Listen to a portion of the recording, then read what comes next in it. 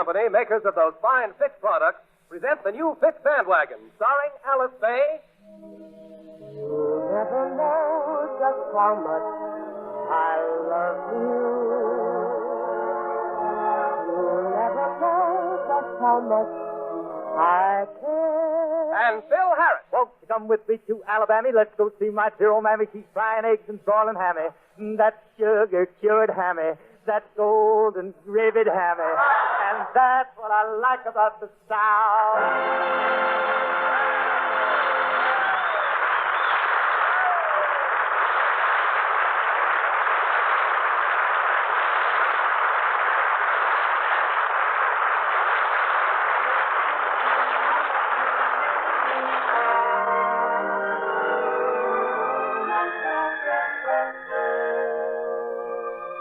It's late morning out at the Harris residence.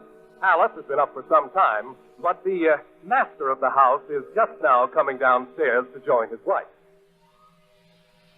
Oh, baby, you really look luscious this morning. Look at that peaches and cream complexion. And those big brown eyes and that blonde, wavy hair. Oh, you really got it, kid. Phil, will you stop looking at yourself in that mirror?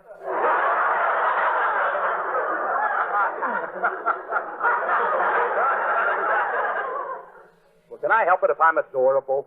Hey, where are the kids? They're playing outside on the swing. I want to speak to you about them, Phil. Yeah? What's up? Well, baby Alice will be starting school next year, and so will Phyllis before long. Yeah, they are growing up. I was thinking, it might be a good idea to get them a tutor. No, honey, they're too little. They're liable to fall off that thing and get hurt.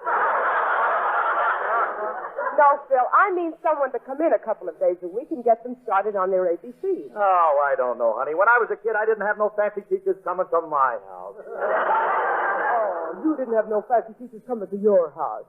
Well, just where did you acquire your vast education? What are you asking? I got it off my old man. From the time I was 5 years old, he took me every place he went. Oh. I suppose he wanted you to see things for yourself, huh? No, he just didn't like to get loaded alone.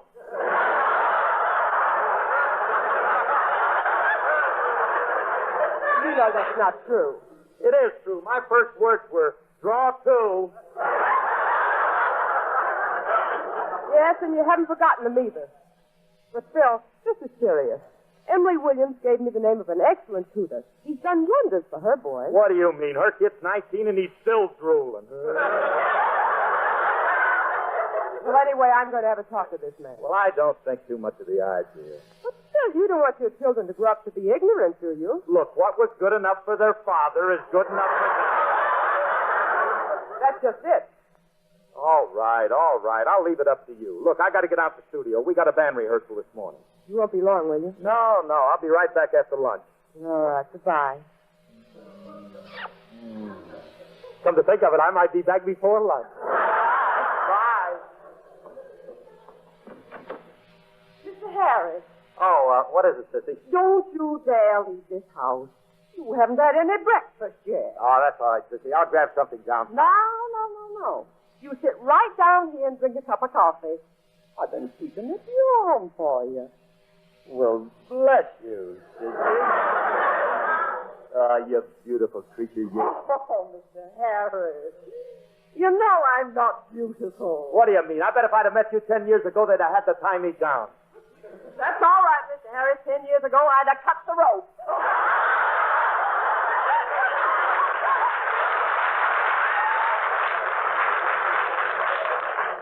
Oh, Sissy, you rascal, you. You're sharp as a biscuit this morning. Yes, hey, what's that perfume you got on? Oh, I'm Mr. Harris. I don't use perfume. Well, something smells awfully good. Well, I did put a little vanilla extract behind my ear. Well, you keep it up, honey. After all, Alice got me with a dab of bourbon. Oh, Mr. Harris, you say the funniest things. Well, I try. Look, Sissy, thanks for the coffee. I got to get down to rehearsal now. Oh, Mr. Harris, I wonder if sometime on the radio your band would play a number for me. Certainly. Be glad to, honey. What is it? Flow gently with action. Hey, Sissy, Harris playing that one would be like Senator Bilbo singing Yankee Doodle Dandy.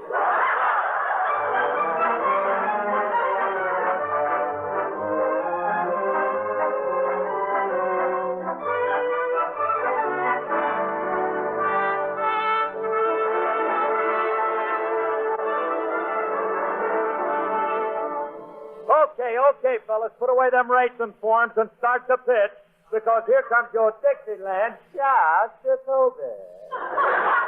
Hey, let's make this one fast, Bill. I gotta get out of here. What's wrong with you, Artie? Gotta take my mother-in-law to Anaheim. What, again? I thought you just took her there last week. I know, she keeps coming back.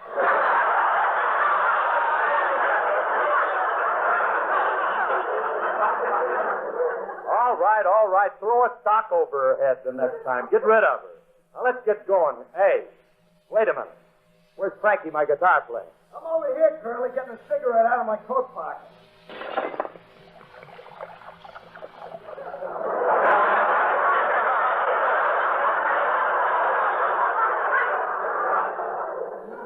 Oh, that stuff is so hard to get. Frankie, get up. You'll get glass in your tongue.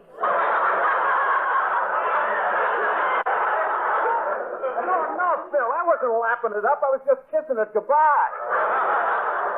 Never mind. Now, let's get this rehearsal over with. Well, Phil, you didn't pick a number yet. Okay, well, hand over that file. Let's see what we got. Okay. 5 minutes more. Swamp Fire. Jelly Roll Blues. Flow Gently Sweet. How did that get in there? Oh, here's a good one. Blue Skies. Hey, fellas, let's give this one the once-over. You got it? Okay, now take it from me. 1, 2.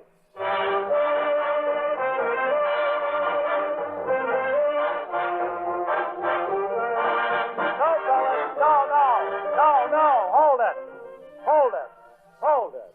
All right, come on. Who's the wise guy in the outfit? What's the matter, Phil? What's the matter? One of you bums is playing the melody. What's wrong with you guys? You sound like something that fell off of the Manhattan merry-go-round. I can't get a... Come on, fellas. Let's try this number 4 here, and let's take the lid off of it. Bill, I gotta take my mother-in-law to Anaheim. Shut up. 1, 2. If you're ever down in Texas, look me up, look me up. If you're ever down in Texas, look me up. Where the men are men and love it, and the gals are sure glad of it. So if you're ever down in Texas, look me up. Everybody's gonna holler, howdy-do, howdy-do. Everybody there will say, howdy-do, howdy-do. Where the men are men and love it, and the girls are sure glad of it. If you're ever down in Texas, look me up. Ask anyone for Rusty, everybody knows of me. They'll tell you where I'm riding at bar A, B, C, or D. So if you're ever down in Texas, look me up. Now we've got everything in Texas looking up, with the moonlight on the prairie and the gal that ain't the prairie. So if you're ever down in Texas, look me up.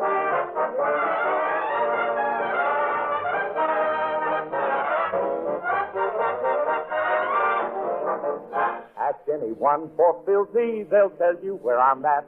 They'll say that I'm in Galveston with a box-back coat and a Stetson hat. So if you're ever down in Texas, look me up, look me up. We've got everything in Texas looking up, looking up.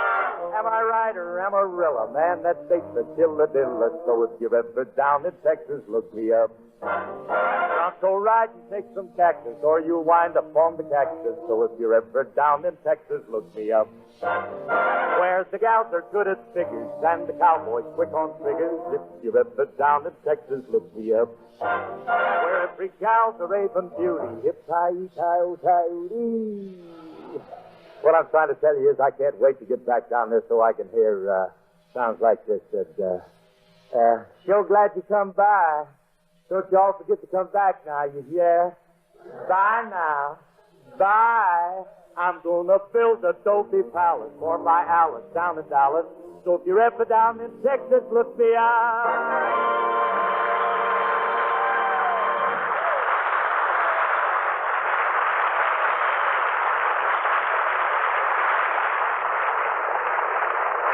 Every woman wants her hair to be a shining example of well-groomed beauty and feminine charm.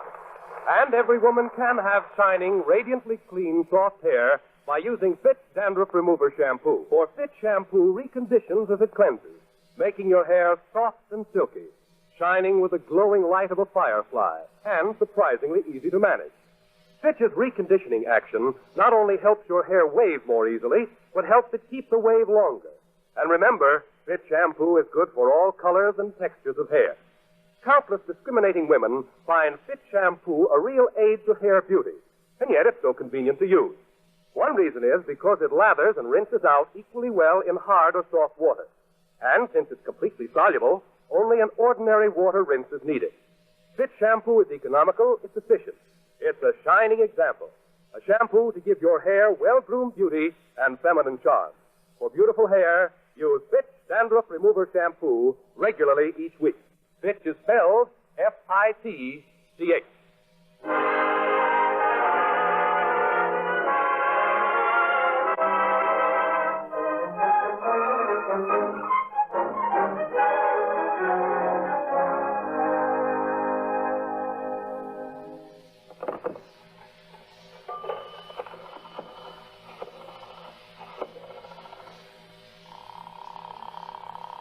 What number are you calling, Cleo? I'll have Encino 8342. I'm sorry. That's a private number. I know that. I'm calling Alice Faye. Is this a person-to-person call? Well, who do I sound like, a hyena? Well, now that you mention Never it, mind. Now, just give me the number, sister. here's your party. Hello. Oh, hello, Alice. I'm leaving the studio, and I'll see you in a few minutes. Oh, Phil, I'm so glad you called. I got the tutor I was telling you about for the children. He's coming 2 days a week. Yeah? What's he like? Well, he's English, and the children are crazy about him already. English, what is he? One of them snooty mademoiselles?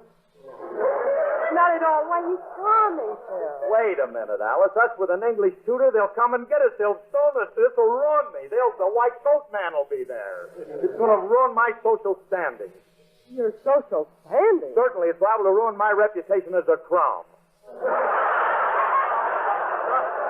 Well, I don't care. He'll be very good with the children. And look, Phil, when you come home, please do me a favor. Try to be a little careful. What do you mean?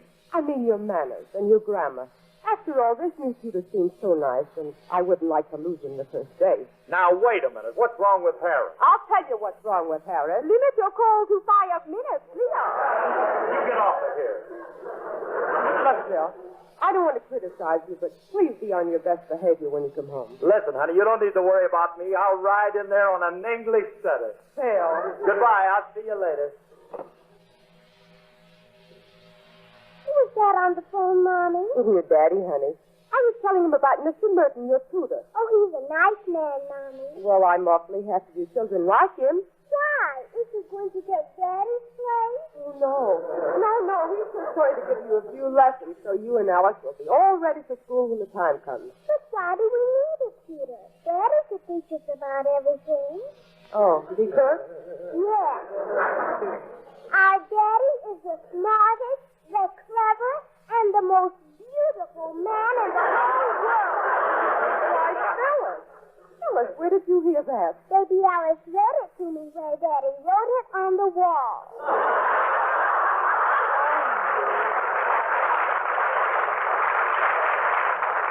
Oh, and I thought Sissy scrubbed them all off.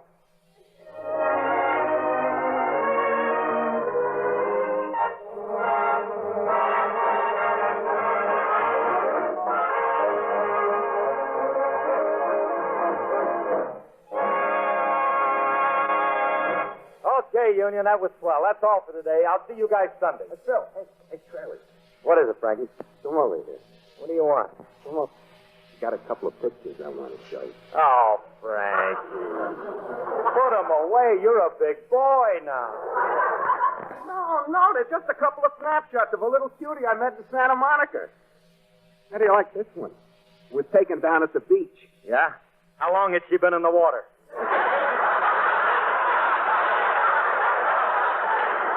What do you mean? She's a cute kid. Why, she never goes anywhere without her mother. Yeah? Of course, the mother will go anywhere. Oh. Stop that, Frank. How could you? Stop it. You got to stop hanging around that Jack Kirkwood rehearsal. Well, I liked it. Hey, we're having a little party tonight up at Harry's place. Why'd you drop over? Party? You going to be stag?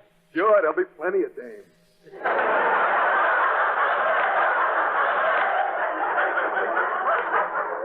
Look, Frank, I've been all over that with you. I've been all through it, Frankie. I can't make it. Oh, yeah, I forgot. Alice won't let you out. Well, it ain't that at all. I want to stay home.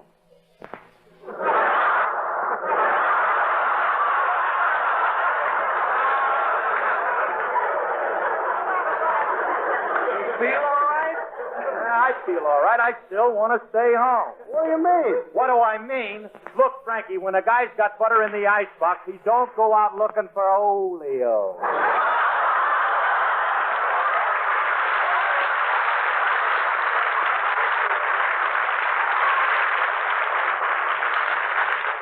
Well, you sure have changed, Curly. You ain't the common yacht dog Harris I used to know.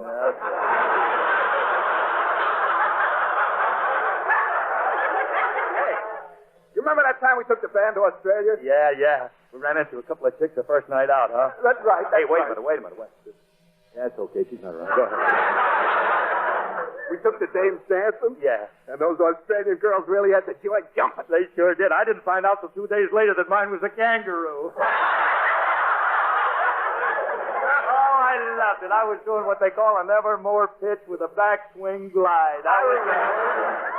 Hey, listen, let me ask you something. Frankie, weren't those people in Australia Englishmen?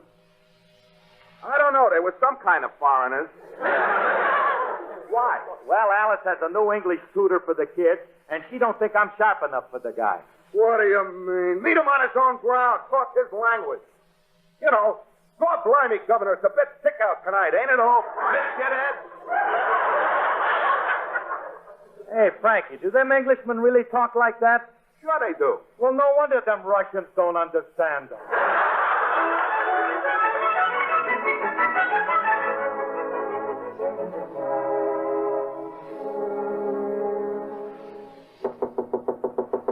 Come in. Oh, Mr. Merton, I didn't know you went out. Yes, Sissy, I had to run down to my place for some books. Are the children about? Yes, I think they're right in the front room. They've been after Mrs. Harris to sing them a song. Oh, thank you very much. I'll go in.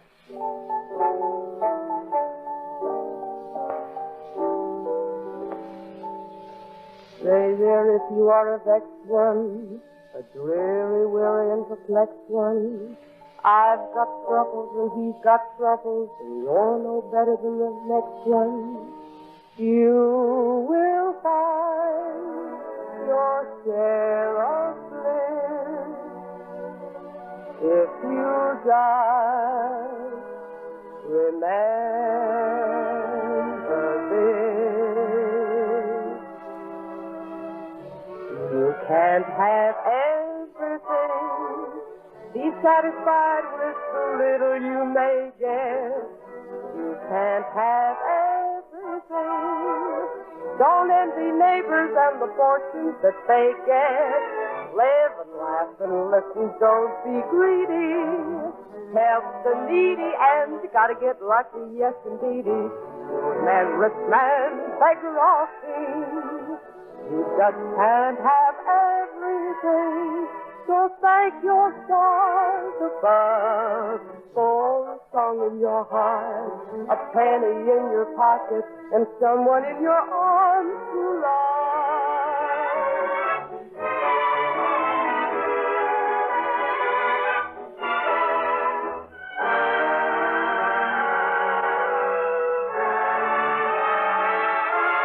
For a song in your heart, penny in your pocket, and someone in your arms.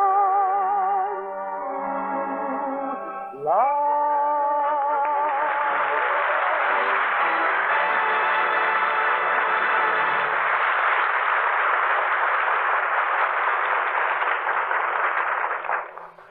That was pretty, Mommy. Yes, Mrs. Harris, that was excellent. You have a lovely voice. Oh, Mr. Merton, I didn't see you come in. I was just singing for the children. Yes.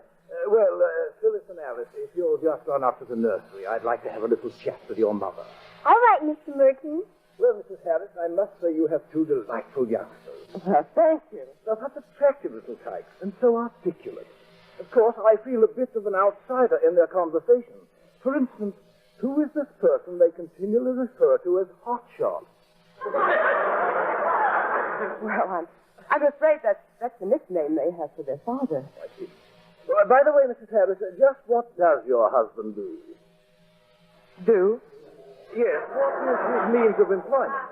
Well, he's a musician. He's with Benny. Benny? Benny who? Jack Benny, you know, on the radio. Oh, yes. Forgive my ignorance. You see, I seldom listen to the wireless. Well, you see, Mr. Mr. Harris has the office. Hey, Alice, I'm home. Alice. Oh, honey, we're in here in the living room. Come on in. Oh, all right. Mr. Merton, this is my husband. Oh, how do you do, sir? Well, God bless me, Governor. This is the chick out tonight, ain't it, Governor? What say we pop down to Cheapside for a bit of off and off, Governor? I beg your pardon? Oh, Phil Harris, this is a fine way for you to come home. Don't stand there, Alice. Throw a spot of tea on the Governor. Ain't we got no toasters, scones, or trumpets, or anything? I say, Governor. I say, oh, sir, I do believe you're pulling my leg. Oh, no, Biscuit Ed. I was 2 feet from you. Yes, if you'll excuse me, Mrs. Harris, I believe I'll rejoin the children. I don't blame you, Mr. Merton. So long, Governor. Don't take no wooden tuppences. Phil Harris, just what was the purpose of that? What did I do? I didn't say nothing. Oh, no? Oh, you biscuit, Ed. We're off to Cheapside for the bit is off and off. Don't take no wood to fancy. The woods the bit. That's a 10th Avenue Englishman if I ever... What I'm trying to take is... Come double tip. Don't worry. I'm doing all right. Look, I really laid it on him, didn't I? What are you beeping about? You told me to be refined, didn't you? You did this on purpose, you big clown. Just because the tutor was my suggestion. But look, honey, it don't make sense, us with an English tutor. And why not? Well, let's face it, kid. You'd still be working at your old job if you hadn't slammed your elevator door on Sanok's foot. Bill Harris, you know I was never an elevator operator. All right. So you dropped one of your fans in his soup. I don't know.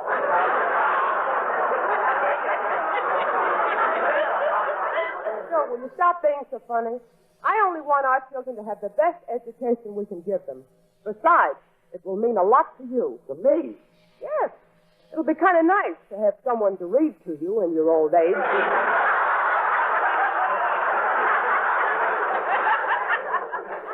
Be kind of nice right now. All right, honey. Maybe the guy's okay for the kids. I don't know. Well, after your performance just now, we'll probably never see him again. All right. I'm sorry. Well, I think you owe Mr. Merton an apology. All right, but gee, the fella's an Englishman. Well, what about it? What about it? Frankie just told me them guys came over here and burned down the White House. Well, that was in 1812. Well, then why don't they go home? Is the joint still smoking?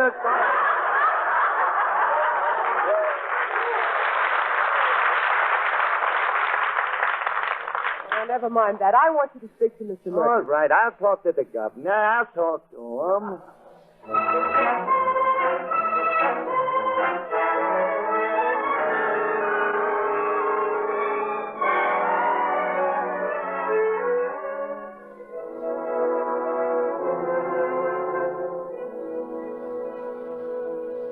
Excuse me, Mr. Harris. Oh, Luigi. How's the garden coming along? Oh, fine, Maestro. Maestro, would Mrs. Harris like some flowers in the house for the company? Company? Oh, no, that's the governor. Huh? Oh, no, that's the tutor. Mrs. Harris has him for the children. Oh, yes. You know, Maestro, it's a good thing to bring out the talents of the young. I'm never going to forget when Luigi was a little boy. I want to be the greatest painter the world has ever known. Hey, I never knew you wanted to be an artist. Oh, yes. I was determined to emulate Michelangelo and Botticelli. Oh, by the way, Maestro, do you like Botticelli? Yeah. Yeah, it ain't bad if you cut it with a little vermouth.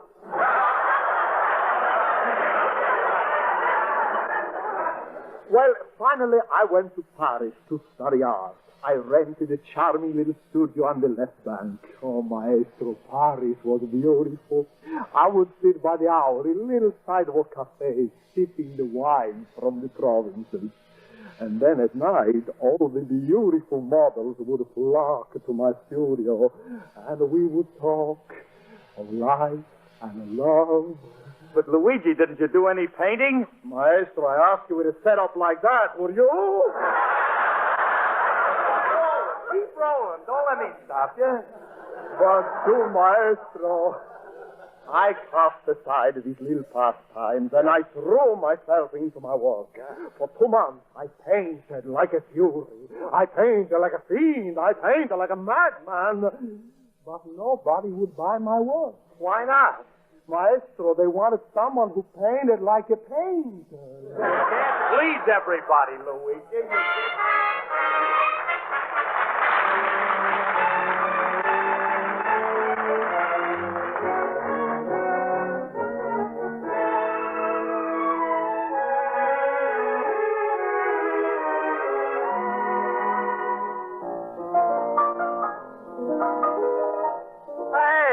Hey, Governor, you can really play this thing. Hey, let me have some more of that. Well, now, how about... Oh, excuse me. I wondered who was playing. Come in, Mommy. Mr. Merton was playing piano for us. Daddy says he's really hip. Well, that's fine. By the way, Phil, did you talk to Mr. Merton? Yeah, the Governor and me, we're pals now. We got it all ironed out, eh, Govey? Oh, yes, indeed, Mrs. Harris. We had quite a discussion on music. You know, I studied a bit of composition myself at the London Conservatory.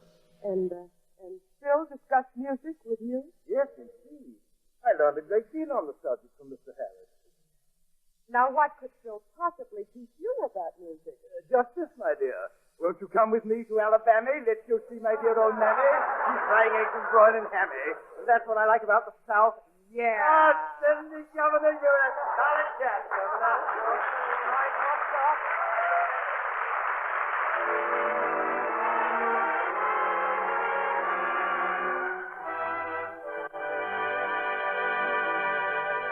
Alice and Phil will be back in just a moment.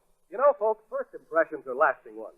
But you can't make a favorable impression if you have telltale dandruff flakes on your hair and scalp.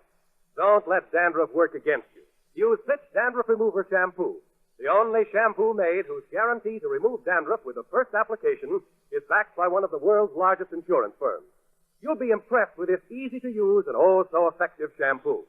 Simply apply a little Fitch shampoo to your scalp and massage while the liquid penetrates the thousands of tiny hair openings on the scalp, dissolving every trace of dandruff. Then add water. A lavish, creamy-rich lather forms to carry away the dissolved dandruff, leaving your scalp tingling with cleanliness, eager to please with its new beauty. Buy a bottle of Fitch shampoo at your drug or toilet goods counter, or have a professional application at your beauty or barber shop. Fitch shampoo will help you make your first impressions on others pleasing and lasting.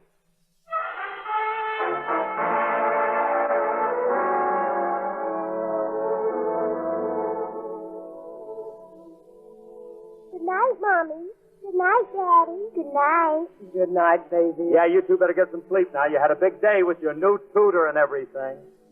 Daddy, why aren't you smart like Mr. Merton? Look, honey, ain't it enough that I'm pretty?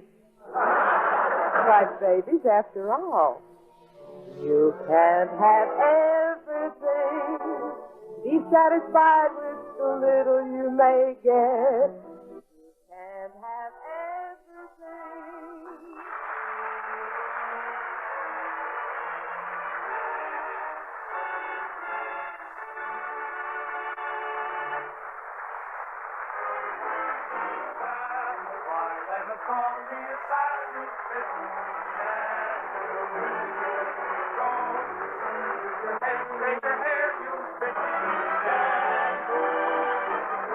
After and between Fitch shampoos, you can keep your hair shining and manageable by using a few drops of Fitch's Ideal Hair Tonic every day. This is NBC, the National Broadcasting Company.